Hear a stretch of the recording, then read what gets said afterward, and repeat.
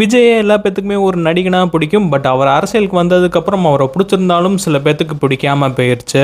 இதுக்கு காரணம் அவங்க ஆல்ரெடி இன்னொரு கட்சிக்கு சப்போர்ட் பண்ணுறவங்களா இருப்பாங்க. அண்ட் அது மட்டும் இல்லாமல் இப்போ விஜய் அண்ட் விஜயோட ஒய்ஃப் சங்கீதாவோட டைவர்ஸ் இஷ்யூக்கு அப்புறம் நிறைய பேத்துக்கு விஜய் இப்படிப்பட்ட கேரக்டரான்னு சொல்லிட்டு ஒரு ஷாக்கிங்கான விஷயமும் தெரிய வந்திருக்கு. அந்த வகையில் விஜய் நேற்று தஞ்சாவூரில் ஒரு ஸ்பீச் கொடுத்துருப்பாரு. ஸோ அந்த ஸ்பீச்சை கிண்டல் பண்ணி நிறையா ட்ரோல் வீடியோஸும் வந்துக்கு இருந்துச்சு. ஸோ அதுக்கு தான் பார்த்தோன்னா குறைசி ஒரு லைக்கும் போட்டிருக்காரு.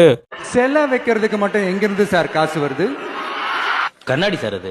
கலைஞர் அவர்களுக்கு ஒரு சிலை வைக்கணும்னு நான் ரொம்ப ஆசைப்படுறேன்.